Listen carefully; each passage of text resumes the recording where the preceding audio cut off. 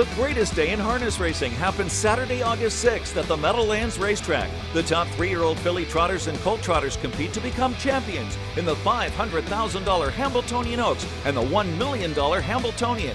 Fans can enjoy the commemorative hat giveaway, live music by the Craig Saylor Project, carnival rides and games, food trucks, and much more. Doors open at 10 a.m. First race is 12 noon. Details at Hamiltonian.com. With over 30 years of experience in wealth planning and a lifetime of involvement in harness racing, Matt Franklin at Wire to Wire Wealth can help you build a financial plan that addresses the unique circumstances of those involved in the horse racing industry. Whether you are investing to build wealth, protect your family, or preserve your assets, Matt at Wire to Wire Wealth will work with you through the wealth planning process from start to finish. Welcome to Harness Racing Updates Twos in Training, sponsored by Wire to Wire Wealth and the Hamiltonian Society. I'm Heather Vitale. In 2020, despite a shortened racing season due to the COVID epidemic, trainer Nifty Norman had the best campaign of his career. And then came 2021. Yes, it was last season that the New Zealand native had an even bigger banner season with over $6 million in purses earned. We're in New Jersey today to visit the Norman stable and find out what the 2021 Trainer of the Year has in store for 2022 in this edition of Twos in Training.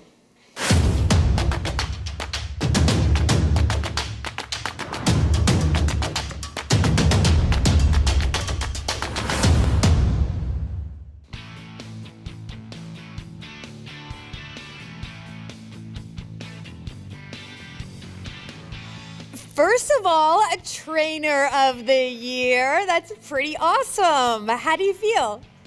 Cold today. Yeah. No, that was very nice. It was a lot of fun. Yeah. And you are coming off a huge season. So when you come off of being named Trainer of the Year, you have like a milestone best year training. Do you go into the next season thinking, oh, I got to match that or beat it? Or are you just really laid back about it?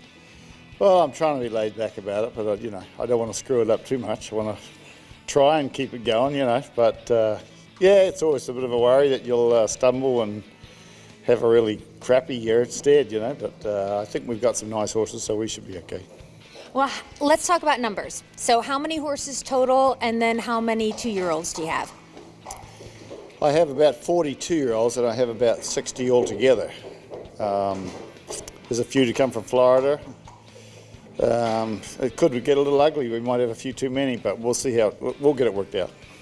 And we're going to start off by talking about some of the horses that we're used to seeing racing, from last year. We're going to start with Venerable. She is 3 Dan Patch Award winner and an O'Brien Award winner. Actually, only one of 2 horses that won that award last year, which is super cool.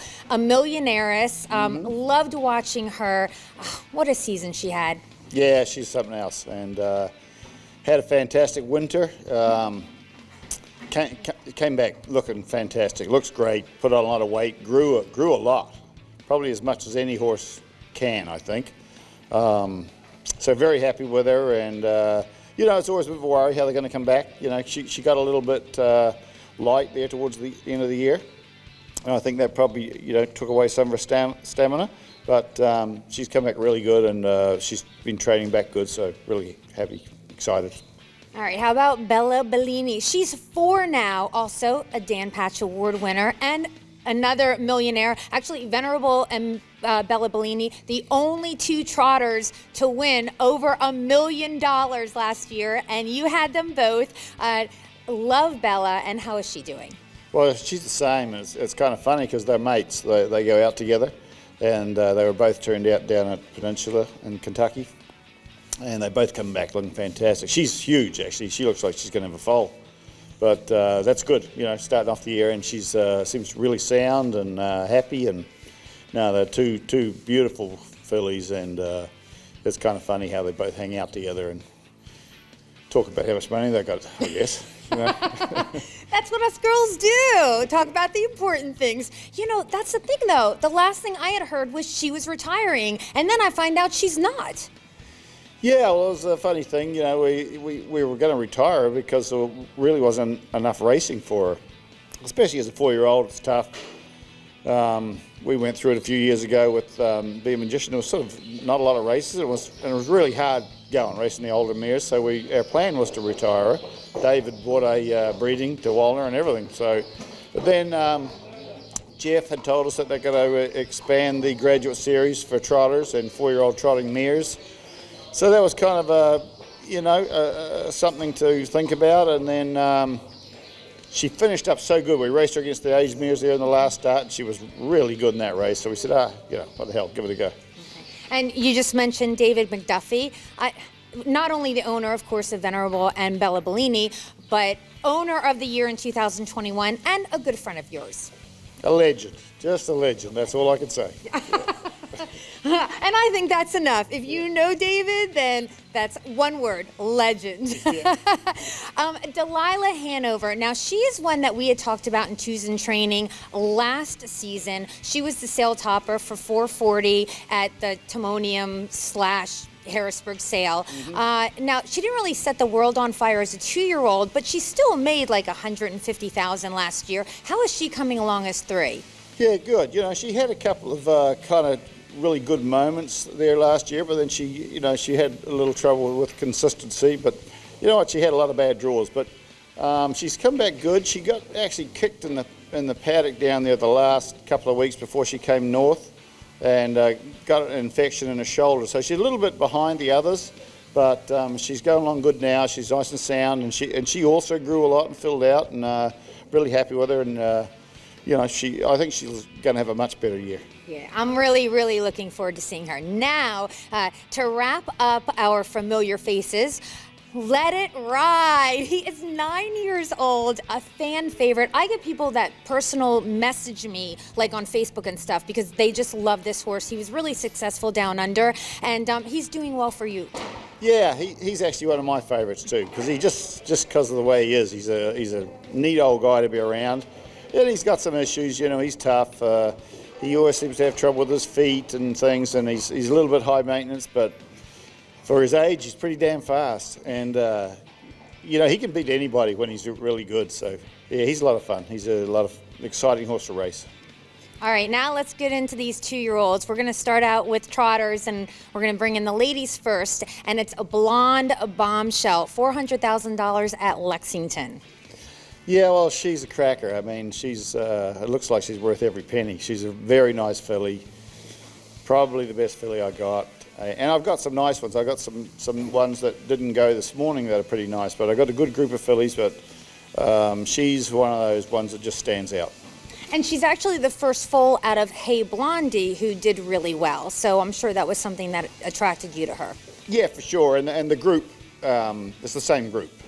Dave was involved in Hey Blondie, and the same guys are involved in this filly. Next up is Bell Tactic, and she's actually a tactical landing. It's his first crop. Yeah, and she's the only one I've got, but been very impressed so far. She's very growthy. She's huge. She's she's going to be 18 hands by the look of her. She just won't stop growing, but she's out of a great mare. She's a sister to Quattro del Julio. I'm not sure if I said that correctly, but I really love her. She acts like she could be a really good filly, probably later in the year because she's so growthy, but she's very, very nice. And Lockdown Lady. Oh my gosh, this is a big filly and so beautiful. Yeah, she's a little bit of a surprise, she's a Father Patrick, but she's got good pedigree, and as you saw on the track, she's very nice on her feet, and she's a little bit of a sleeper. I think she's a pretty good filly, yeah. Okay, now Rodeo Hill. This is a homebred. All right, obviously, I'm out of Caprice Hill. This is her first foal. She's $1 million. I mean, unless you've been living under a rock, then you wouldn't know who Caprice Hill is. But I mean, wow. She was amazing on the racetrack, so looking forward to this one, right? Yeah, she was a great mare, wasn't she? And he's a bit of a hard case. He's not that big, But he's a good type of horse. He's very strong. He's very laid back for a colt. He's a Chapter 7 colt. But I really like him too. He's light on his feet. He's got a good attitude. You know, he's like I say, he's very relaxed. But pretty nice horse. All right, now what about Grizz Wiley? One of the things I find interesting is, like, we talk about first foals a lot. This is actually an 11th foal out of this mare. So I always find it like, you know, what attracts you? The first foal, the 11th foal? I mean, what are you looking at here? Well, I've always liked that family. There's been a lot of good horses there out of that mare. I know, you know, like you say, she had a lot of foals. But he was a good-looking colt, and a friend of mine, Tony Holmes, bred him, and he stayed in for half Sheridan, and that's why we named him Grizz Wiley. Grizz Wiley was a legendary rugby player in New Zealand, so Tony wanted to name the horse with some kind of New Zealand connection, so that's how he got the weird name. But he's kind of a big growthy colt too, and he could be a little bit later on, but I like him. He trots good, and he's doing everything right. Yeah, we want to mention that this is actually the half-brother to Guccio, right, and Lagerfield. Correct, yeah, yep. All right. Now we're going to move on to our Pacers.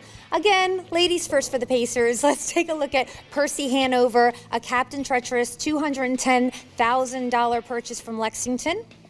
Yeah, this is a filly that Eric Good bought. Eric's a new owner for me, new this year. Very good guy and very good owner. And that's a beautiful filly. Big, strong, good looking. She can do whatever you want. She's very talented. Yep. Now let's check out a Margot Hanover, a Captain Treacherous filly. Yep, really nice looking filly. I just like the look of her at the sale. A couple of guys that I had last year called me about her and asked me to look at her, and you know, she's, like I say, she's beautiful looking and very, very good gaited. I actually kept a piece for myself, and I really like her. So Gator Hanover is how we're going to wrap up the 2-year-olds, and this is a colt. This is a Sweet Lou by Galley by the Beach, and she was a world champion. So tell me about Gator Hanover. Yeah, he's a Sweet Lou colt. He's one of the last remaining colts in my barn here. You know, everybody knows I like to geld him, but he's still a colt. He's a real laid-back fella, and he sort of just does whatever he needs to, but I think he's a bit of a sleeper there. He moves good.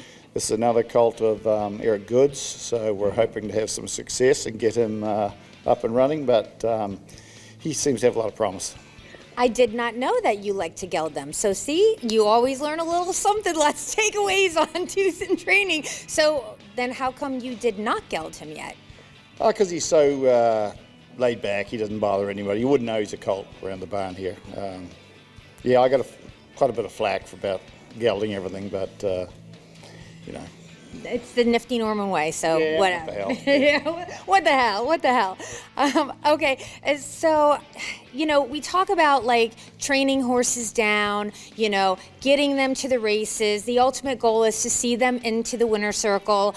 But months before, we're talking February, April, March, like, you've got payments happening. So stakes payments, like, that's always got to be on your mind. So what is your tactic? Do you just stake to everything because there might be a surprise, or are you really cautious? I try to be frugal. You know, it's not my money I'm spending, but I mean, you know, I hate to overstake a horse. It's tough going, that staking. I think it's one of the hardest things that we have to do because, you know, you're doing it at a time and you have no clue what the horse is really. You know, I think a lot of people like to think they do, but you just don't. You can't tell who the good ones are going to be. So I try to be a little bit frugal, and you know, I really aim them for later in the year anyway. My philosophy is to just try and get them all to the races, and then they'll sort out for themselves what they are. But their staking is a real challenge.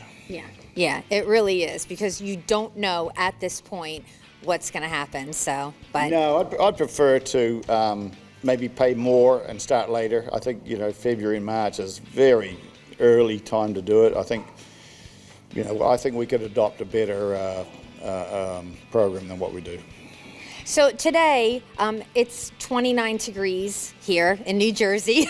So what we saw today, you know, and for the people that obviously are just seeing tidbits, you know, as we do this interview, you went out there and you did a little jog and then went around 6 laps. But like, at what point, here it is the end of March, what is the schedule for these horses? Because it's a little bit different, obviously, depending on the weather. We talked about that, how cold it is today. Yeah, well, this is more or less their quiet day. You know, they went a double header there on the weekend. So, and because it's such a crappy day, I decided to just do that. You know, it's 29 now, but it was a lot colder than that earlier on too. So, and the track's a bit hard, so that's just like an easy day thing. We just bowl them around like that in sets, work on their manners, get them to relax, and then they'll probably go back a double header on Friday or Saturday, depending on the weather. Now, how fast do you expect them to go now? Oh, I haven't been much. We've been in 40, you know, double header, 50, back in 40, that's all. All right. You know, this is a fun time of year, okay? So you've got some horses racing. It's not too busy, and you get to see these 2-year-olds that you've gotten from the sales ring, and now you're watching them develop and learn their craft. It's just a cool time of year. Yeah, you know, that's my favourite thing. That's why I prefer the babies, because, you know, they're like a kid, see them grow up. They get a little better every day. They get a little smarter every day, hopefully. But, you know, the development part is the reward, isn't it? You know, I mean, the racehorse, it gets a little old, it's a little boring, same horse doing the same thing every week. That's why I like the young ones. Oh, thank you. Again, congratulations. It's a big deal being Trainer of the Year, and I'm so happy for you. And thank you for being on Twos in Training. Oh, my pleasure, no problem. I hope you enjoyed this Twos in Training episode with Nifty Norman, and a special thank you to our sponsors, Wire to Wire Wealth and the Hamiltonian Society. Don't forget to log on to harnessracingupdate.com and subscribe to our free newsletter. Thank you again so much for watching. I'm Heather Vitale. With over 30 years of experience in wealth planning and a lifetime of involvement in harness racing, Matt Franklin at Wire to Wire Wealth can help you build a financial plan that addresses the unique circumstances of those involved in the horse racing industry. Whether you are investing to build wealth, protect your family, or preserve your assets, Matt at Wire to Wire Wealth will work with you through the wealth planning process from start to finish.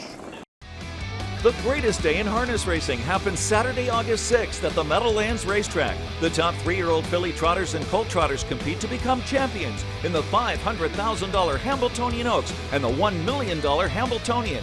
Fans can enjoy the commemorative hat giveaway, live music by the Craig Saylor Project, carnival rides and games, food trucks, and much more. Doors open at 10 a.m. First race is 12 noon. Details at Hamiltonian.com.